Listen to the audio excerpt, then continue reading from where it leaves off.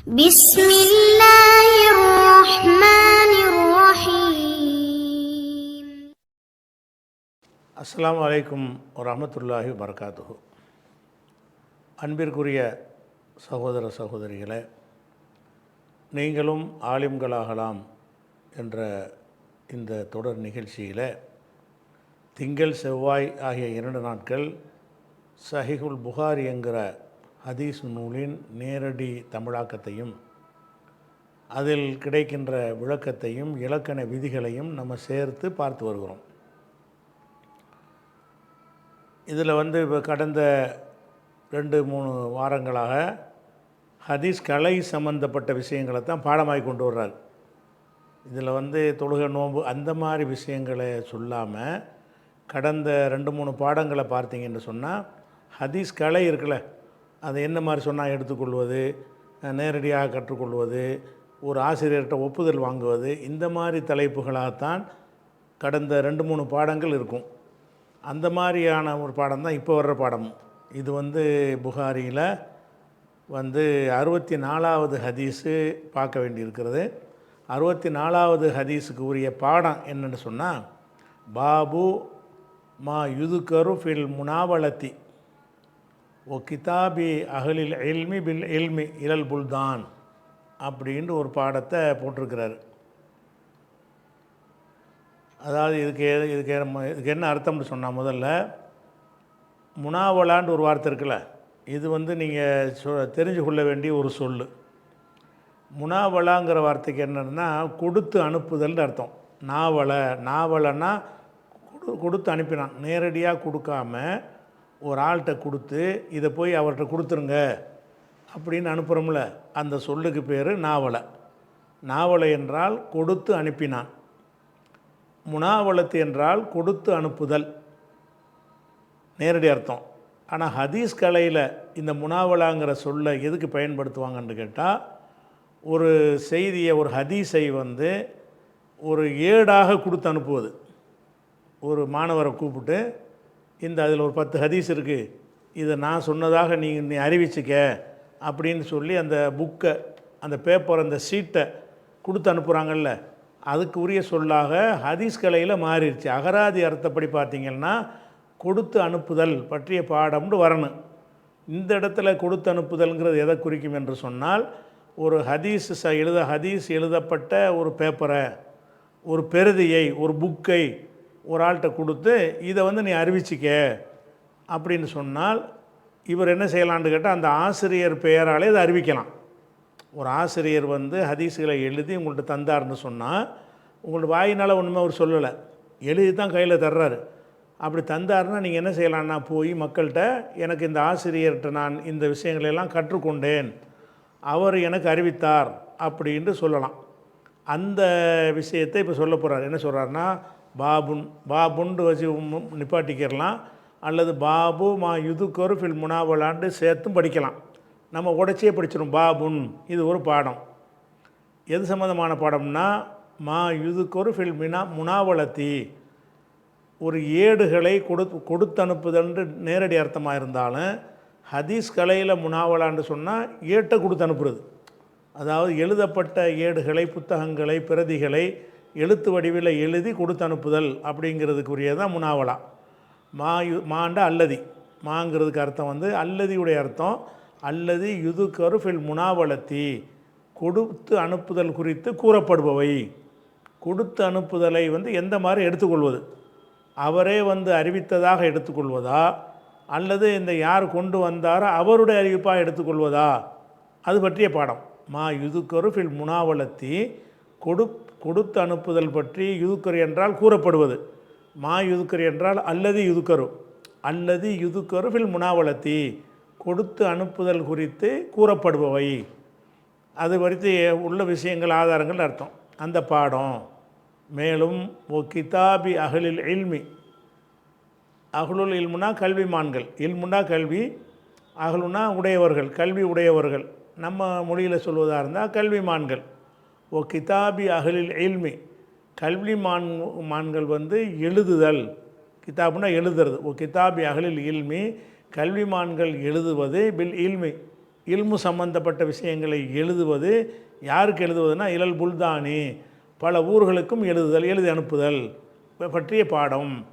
அந்த கல்வி சம்பந்தப்பட்ட ஒரு விஷயத்தை வந்து நம்ம ஒரு புஸ்தகமாக ரெடி பண்ணி 4 பக்கத்துக்கு அதை நான் அனுப்பி வைக்கிறது.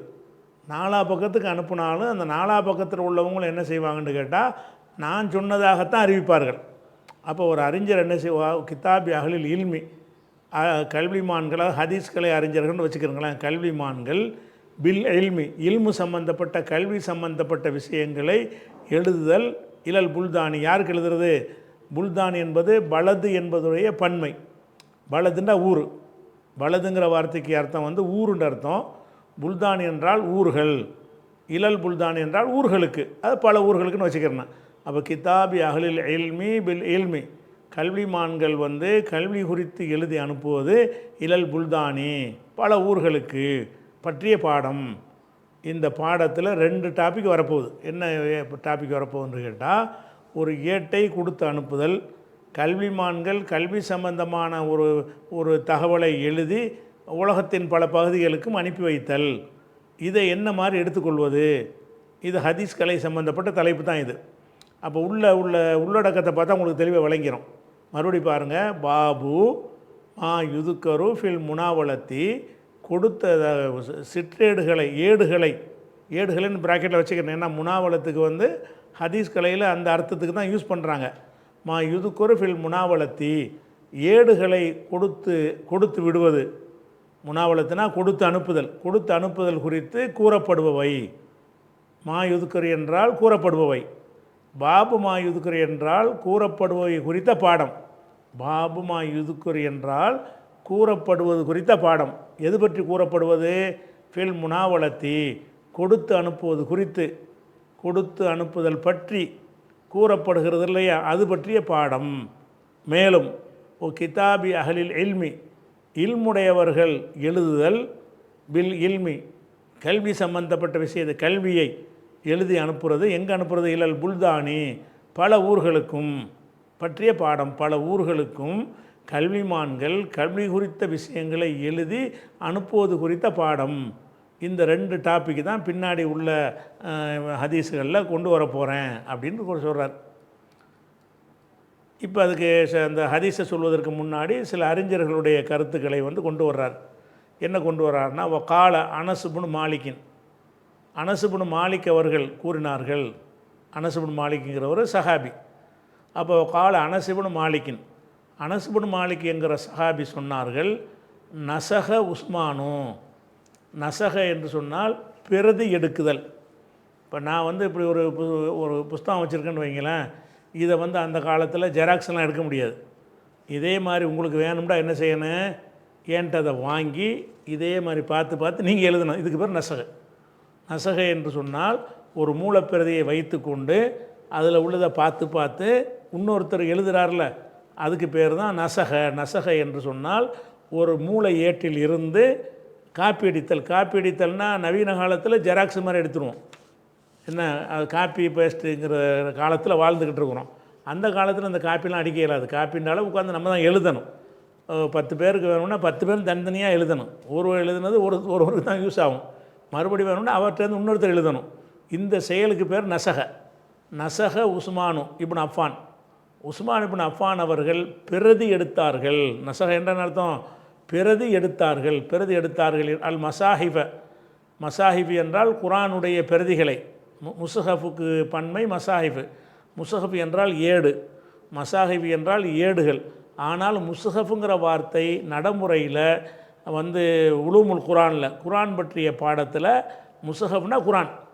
முஸ்ஹஃபுக்கு அகராதி அர்த்தம் ஏடு என்று இருந்தாலும் முஸ்ஹஃபுங்கிற வார்த்தையை வந்து குரான் தஃப்சீர் கலையில் எடுத்துக்கிட்டு பார்த்தீங்கன்னு சொன்னால் குரானுக்கு தான் முஸ்ஹஃபாங்க.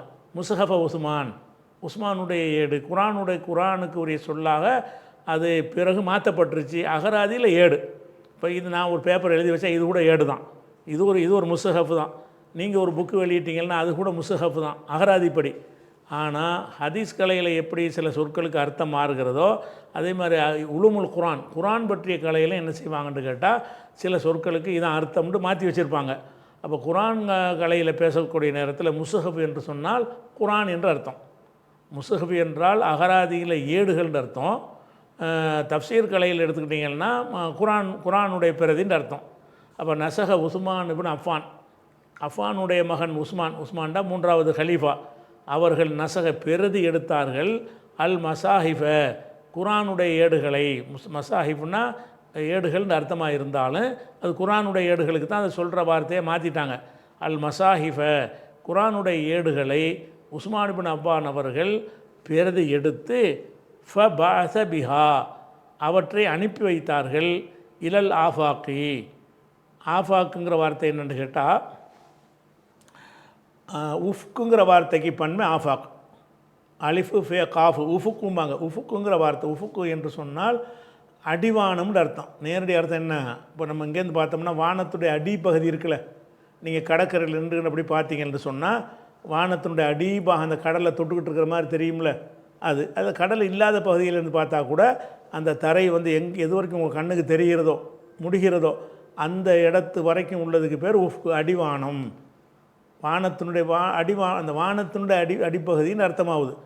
வானத்துக்கு அடிப்பகுதியெலாம் கிடையாது, நம்ம பூமி நம்ம பார்வையில் அப்படி தெரிகிறது, வழங்குதா?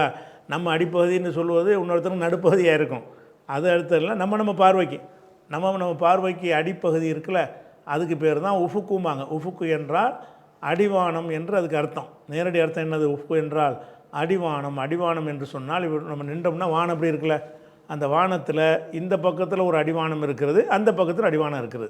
அதாவது எந்த பகுதி தரையை தொட்டுக்கிட்டு இருக்கிற மாதிரி நம்ம கண்ணுக்கு தெரிகிறதோ, இந்த பகுதியில் தரையை தொட்டுக்கிட்டு இருக்கிற மாதிரி தெரிகிற பகுதி அடிவானம், இந்த பகுதியில் வந்து தரையை தொட்டுக்கிட்டு இருக்கிற மாதிரி பகுதி அடிவானம்.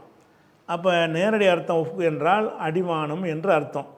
அடிவானத்தை கொண்டு கருத்து என்னன்னு கேட்டால், இப்போ வந்து அடிவானம்னா என்ன அர்த்தம்? நெடுந்தொலைவுன்னு அர்த்தம். அதான கடைசி. இங்கேருந்து பார்த்தீங்கன்னு சொன்னால் அப்படியே போய் கடைசியில் முடியுது, அதான் கடைசி.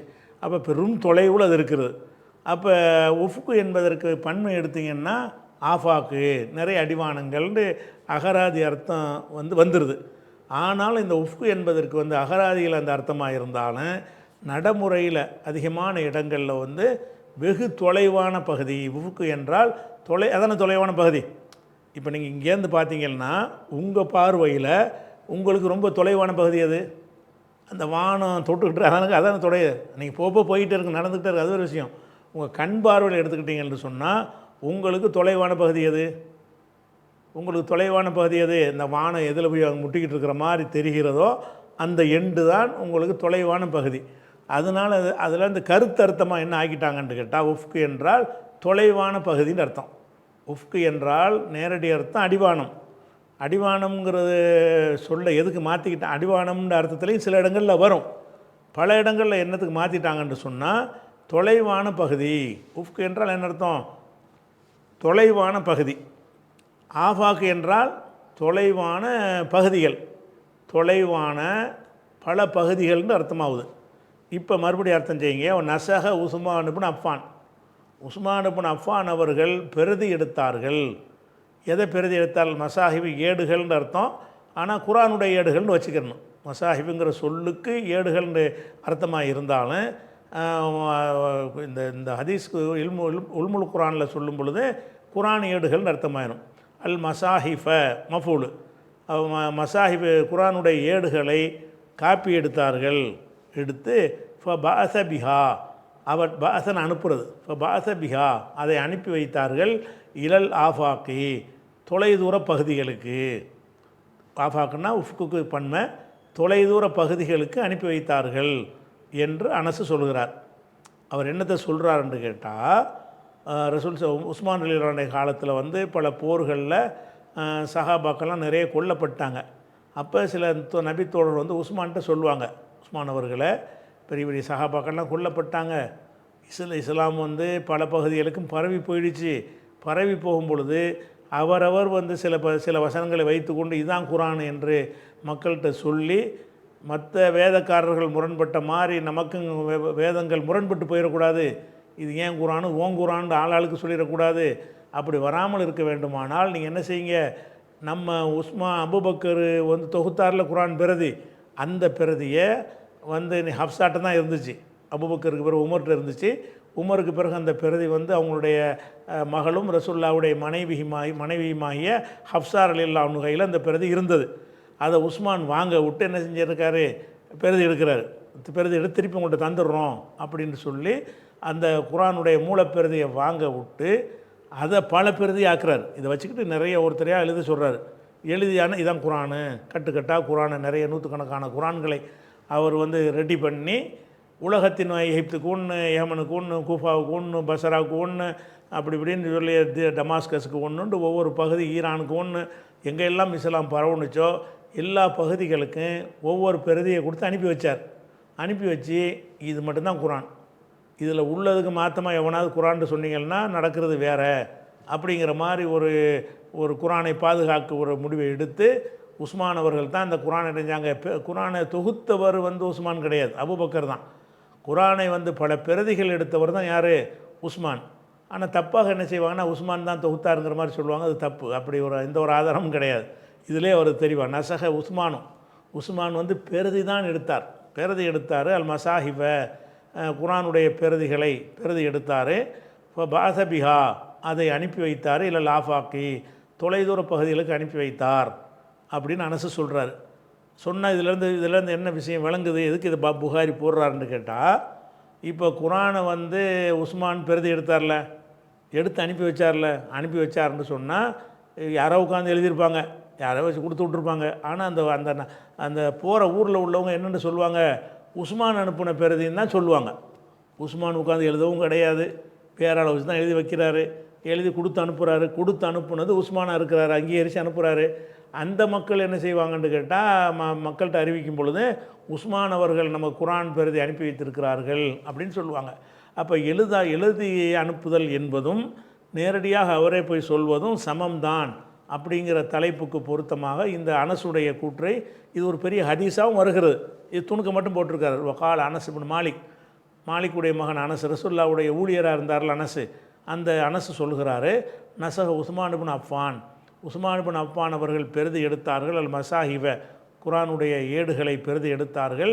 இப்போ பாசபிகா அவற்றை அனுப்பி வைத்தார்கள். இல்லை லாஃபாக்கி தொலைதூர பகுதிகளுக்கு அனுப்பி வைத்தார்கள் என்று அனசு கூறியிருக்கிறார். தலைப்புக்கு சப்போர்ட் பண்ணக்கூடிய ஒரு வாசகத்தை போட்டுறார். அதுக்கடுத்து ரா என்பதற்கு வந்து ரெண்டு அர்த்தம் இருக்கிறது. ரா என்று சொன்னால் பார்க்குறது, கண்ணால் ஒரு பொருளை பார்க்குறது, இதுக்கு பேர் ராவுக்கு இன்னொரு அர்த்தம் இருக்குது, கருதுவது. அதாவது மனசால் கருதுவது, மனசால் ஒரு தீர்மானிக்கிறதுக்கு பேர் ராம்பாங்க. இந்த ரா என்பதற்கு அதாவது அது செய்யப்படும் பொருள்னு சொல்லுவாங்கள்ல, அந்த செய்யப்படும் பொருள் வந்து ஒரே ஒரு பொருள் வந்துச்சுன்னு சொன்னால் பார்க்குறதுங்கிற அர்த்தம் வந்துடும். ரெண்டு செய்யப்படும் பொருள் வந்துச்சுன்னு சொன்னால் கருதுவதுன்ற அர்த்தம் வந்துடும். இதை புரிந்து கொள்வதாக இருந்தால், இப்போ ராய்த்து நான் பார்த்தேன், யாரை பார்த்தேன், ஜெய்தை பார்த்தேன், ஒன்று தான் வந்திருக்கு ஜெய்தண்டு. அந்த செய்யப்படும் பொருள் ஒன்றே ஒன்று வந்திருக்கிறது. அப்படி ஒன்று வந்துச்சுன்னு சொன்னால் ராய்த்து ஜெய்தை நான் பார்த்தேன்டா கண்ணால் பார்த்தேன்னு அர்த்தம். ரா என்பதற்கு ஒரு மஃபூல் வந்துச்சுன்னு சொன்னால், செய்யப்படும் பொருள்னா மஃபூல், ஒரு மஃபூல் வந்துச்சுன்னு சொன்னால் அதுக்கு ராவுடைய அர்த்தம் என்னது, கண்ணால் பார்த்தான் என்று அர்த்தம். இந்த ரா என்பதற்கு ரெண்டு மஃபூல் வரும். எப்படி வரும், ராய்த்து ஜெய்தன் ஆலிமன், ஜெய்துன்னு ஒன்று, ஆலிம் ரெண்டு வந்துருச்சு. இப்போ ஜெய்தை ஆலிமாக நான் கருதினேன். இந்த ரா என்று ரா தான் வருது. ஒரு ராய்த்து ஜெய்தன் என்று வந்தால் ஜெய்துங்கிறவனை கண்ணால் பார்த்தேன்னு அர்த்தம். ராய்த்து ஜெய்தன் சாலிஹன், ஜெய்தை வந்து நல்லவனாக நான் வந்து கருதினேன். இந்த நல்லவனாக இன்னொரு மஃபூல் சேர்த்துட்டீங்கன்னு வைங்க, அப்போ என்ன அர்த்தம் வந்துடும்னா கருதினான்கிற அர்த்தத்துக்கு வந்துடும். பார்த்தான்கிற அர்த்தத்தை நம்ம கவனமாக இருக்கணும். ராவுக்கு பிறகு ஒரு மஃபூல் வந்திருக்குதா, ரெண்டு மஃபூல் வந்திருக்குதா அப்படின்னு கவனிக்கணும். ஒரு மஃபூல் வந்துச்சுன்னு சொன்னால் அந்த ராவுக்குலாம் என்னது, பார்த்தான் என்று ஒரு ராய்த்து சம்சை பார்த்தேன், சூரியனை பார்த்தேன், ஒன்று தான் வந்திருக்குது. அப்படி வந்து இதா ராய்த்துமுல் ஹிலால, பிறையை நீங்கள் பார்த்தால், ஒன்று தான் வந்திருக்குது. அப்போ ரா என்பதற்கு பிறகு ஒரே ஒரு மஃபூல் வரும் என்று சொன்னால் அந்த ரா என்பதற்கு என்ன அர்த்தம் செய்யணும், கண்ணால் காண்பது என்று அர்த்தம் இருக்குது. அந்த ராவுக்கு பிறகு ஒரு பொருளை இப்படி பார்த்தேன், இப்படி கண்டேன் அப்படின்னு சொன்னீங்கன்னு சொன்னால், அப்போ அந்த பார்க்குறது என்னவாயிரும்னு கேட்டால் கருதுவதுங்கிற அர்த்தம் ஆயிரும். இது அரபிக்கு மட்டும் இல்லை, தமிழ்லையே அப்படி நீங்கள் சொன்னால் கூட அப்படி அர்த்தம் வரும். எப்படி? இவனை நல்லவனாக பார்க்கிறேன்கிறான். இப்ராஹீமை பார்க்கிறேன், பார்த்த அர்த்தம். இப்ராஹீமை நல்லவனாக பார்க்குறேன் அப்படின்னு நான் அர்த்தம், நல்லவனாக கருதுறேன்ற அர்த்தம். தமிழில் கூட அந்த பார்க்குறதுக்கு அந்த கருதுறது தான் இருக்குது, அரபியில் இருக்கிற மாதிரி. தமிழில் சொன்னால் கூட இப்ராஹீமை பார்த்தேன், இப்ராஹீமை திறமையானவனாக பார்த்தேன்னு 2 வாசகம் இருக்குது. இப்ராஹீமை பார்த்தேனுக்கு என்ன அர்த்தம்? கண்ணால் பார்த்தேன்னு அர்த்தம். இப்ராஹீமை திறமையானவனாக பார்த்தேனுக்கு என்ன அர்த்தம்? திறமையானவனாக கருதினேங்கிற வார்த்தைக்கு தான் பார்த்தேன்னு தமிழ்லையும் போடுறோம். தமிழ்லையும் பார்த்தா பார்த்தேன்னு தான் இருக்குது. அது கண்ணாலைய திறமையானவன் பார்க்க முடியும். அவனை வந்து திறமையான ஆள்னு நான் கருதுகிறேன், நான் வந்து ஒரு முடிவு எடுக்கிறேன் அப்படிங்கிறதுக்கு உள்ளது தான் ராங்கிறது. இந்த இடத்துல வந்து ராவுக்கு பிறகு 2 மஃபூல் வருது, பின்னாடி 2 மஃபூல் வர்ற காரணத்தினால இந்த இடத்துல ராவுக்கு அர்த்தம் வந்து கருதினார்கள். ராவுக்கு நேரடி அர்த்தம் பார்த்தார்கள், 2 மஃபூல் வந்துருச்சுன்னு சொன்னால் கருதினார்கள், கருதினான். ரா அப்துல்லா இப்னு உமர், அப்துல்லா இப்னு உமர் வாங்கல அவர் தான் இப்னு உமர் என்று சொல்லக்கூடிய அப்துல்லா இப்னு உமர் கருதினார்கள். யஹ்யா இப்னு சயீத், ஹதீஸ் கலையில் ஒரு பெரிய மேதை, யஹ்யா இப்னு சயீத் அல் கத்தான், பெரிய ஹதீஸ் கலை மேதை, அவரும் கருதினார். மாலிக் இப்னு அனஸின், மாலிக் இப்னு அனஸ்னா மாலிக் இமாம்ங்கிறாங்கல்ல, அனஸ் இப்னு மாலிக் வேறு, மாலிக் இப்னு அனஸ் வேறு. அனஸ் இப்னு மாலிக்னா சஹாபி, இவர் மாலிக் இப்னு அனஸ், வாப்பா தான் அனஸ், இவர் மாலிக். மாலிக் இப்னு அனஸ், இந்த மாலிக் இப்னு அனஸுங்கிற இமாம் மாலிக்கு தான் அந்த பேர். 4 மதுஹபுங்கிறாங்கல்ல, ஷாஃபி, ஹனஃபி, மாலிக். அந்த மாலிக் இமாமுடைய பேர் என்னென்னு கேட்டால் மாலிக் இப்னு அனஸ். அந்த 3 பேரும் கருதினார்கள். ஒரு அப்துல்லா இப்னு உமர், அப்துல்லா இப்னு உமர் அவர்களும், யஹ்யா இப்னு சயீத், யஹ்யா இப்னு சயீத் அவர்களும், மாலிக் இப்னு அனஸின், மாலிக் இப்னு அனஸ் அவர்களும் கருதினார்கள். தாலிக்க, இதை, ஜாயிசன், அனுமதிக்கப்பட்டதாக. 2 வந்து பாருங்கள், தாலிக்க இதை கருதினார்கள். எப்படி கருதினார்கள்? ஜாயிசன், அனுமதிக்கப்பட்டதாக கருதினார்கள். எதை பேசிக்கிட்டு இருக்கேன் இப்போ? நம்மளாம் எழுதி அனுப்புகிறத பற்றி. எழுதி அனுப்பலாம். ஒரு செய்தி நான் சொல்வதை நானே போய் தான் சொல்லணும்னு அவசியம் கிடையாது. நானே எழுதி கொடுத்து ஒரு ஆள்கிட்ட அனுப்பி விட்டால் கூட நான் சொன்னாதான் அர்த்தம். இப்படி செய்வது ஜாயிஸ், கூடும், இது நம்ம ஏற்றுக்கொள்ளலாம் அப்படின்னு இந்த 3 பேரும் சொன்னார்கள்ங்கிறார். ஒரு அப்துல்லா இப்னு உமர், அப்துல்லா இப்னு உமர் கருதினார். யஹ்யா இப்னு சயீத், யஹ்யா இப்னு சயீத் கருதினார். மாலிக் இப்னு அனஸ், மாலிக் இப்னு அனஸ் கருதினார். தாலிக்க இதைன்னா எதை பற்றி பேசிகிட்டு இருக்கிறோம்? எழுதி அனுப்புகிறத. எழுதி அனுப்புறது தாலிக்க என்பது இதைன்னு வந்திருக்குது. அந்த இதைங்கிறது எதுங்கிறது நமக்கு நம்ம பாட தலைப்பில் இருந்தும் பார்த்துக்கிறலாம். அனசு சொன்னார்ல முந்தி வீட்டில் அதை வச்சும் பார்த்துக்கலாம். இப்போ தாலிக்க இதனை, அதாவது முனாவலத்துங்கிற வச்சுக்கிறோம். அந்த முனாவலத்துன்ற எழுதி அனுப்புதலை வந்து ஜாயிஸ்னா கூடுமானது, அனுமதிக்கப்பட்டது என்று இந்த 3 கருதி இருக்கிறார்கள். இவங்க 3 பெரிய அறிஞர்கள். இவங்களாம் என்ன சொல்கிறாங்க? நம்ம தான் போய் நேராக சொல்லணுங்கிறது கிடையாதுங்க, நம்ம சொல்கிறதுக்கு பதிலாக எழுதி அனுப்புனாலும் நம்மளே போய் சொன்னதாக தான் அர்த்தம் அப்படின்னு சொல்லியிருக்கிறாங்களாம். அதுக்கப்புறம் வந்து எஹ்தஜ்ஜங்கிற வார்த்தை வந்து முன்னாடி கூட உங்களுக்கு வந்திருக்குது. எஹ்தஜ்ஜ என்றால் ஆதாரமாக கொண்டான். ஹுஜ்ஜத்துங்கிறாங்கல்ல, ஹுஜ்ஜத் என்றால் ஆதாரம்.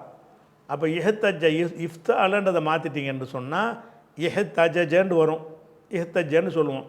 எஹ்தஜ்ஜ என்றால் சான்றாக கொண்டார்கள், ஆதாரமாக கொண்டிருக்கிறார்கள். எஹ்தஜ்ஜ என்றால் ஒரு செய்திக்கு வந்து பின்வரும் ஹதீஸை ஆதாரமாக கொண்டிருக்கிறார்கள்னு சொல்கிறார்.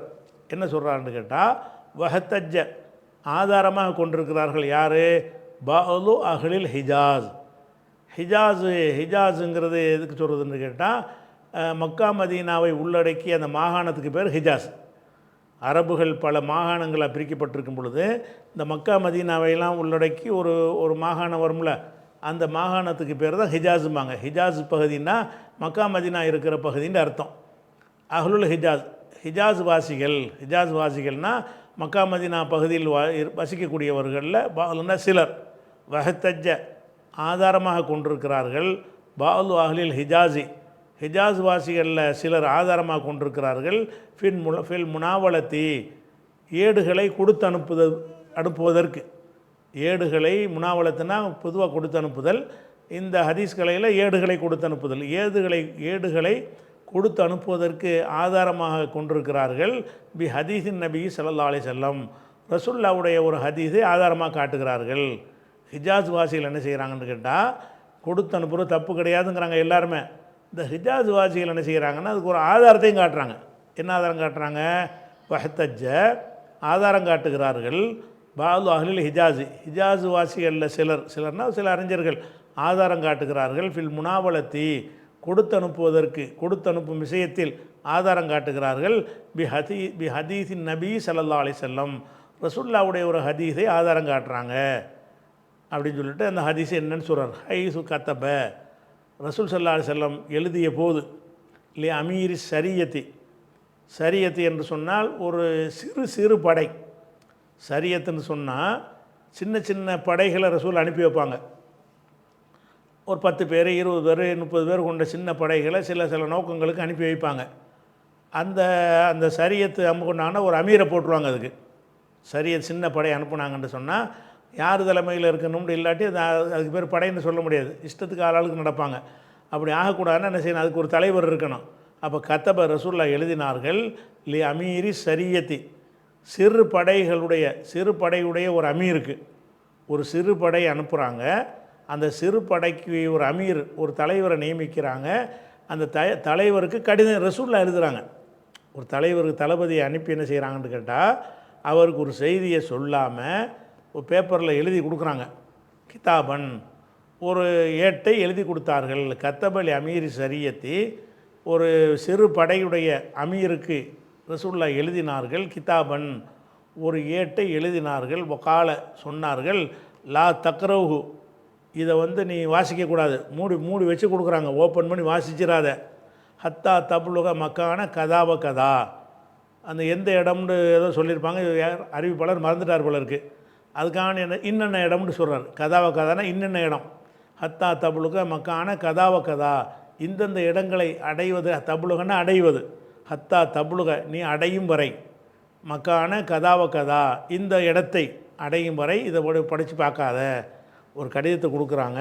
இப்போ படிச்சிடாத, போகிற வழியிலையும் படிச்சிடாத.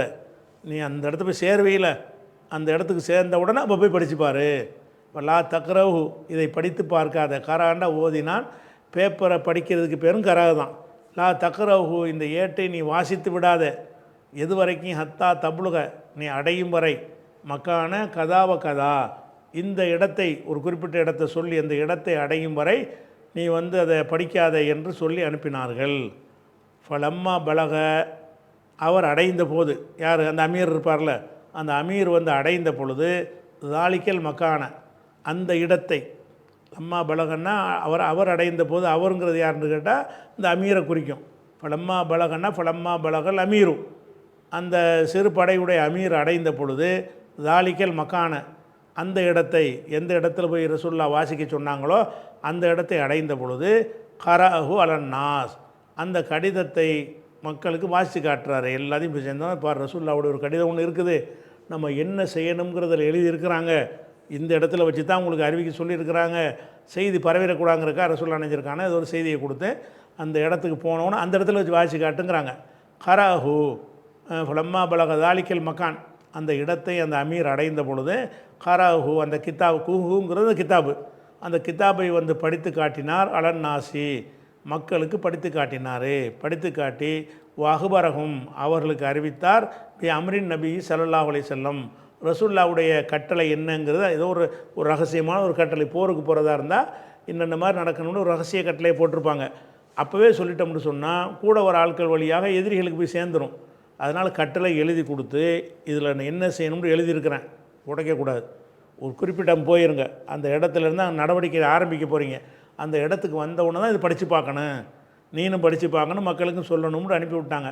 அந்த இடத்த வந்தவுடனே என்ன செய்கிறாங்கன்னு கேட்டால், ஃபலம்மா பலக தாலிக்கல் மக்கான், அந்த இடத்தை அடைந்த பொழுது, எந்த இடத்தில் போய் வாசிக்க சொன்னார்களோ அந்த இடத்தை அடைந்த பொழுது, அமீர் அடைந்த பொழுது, கரஹு, அமீர் கராவுடைய ஃபாயில் அமீர், ஹூங்கிறது கிதாபு.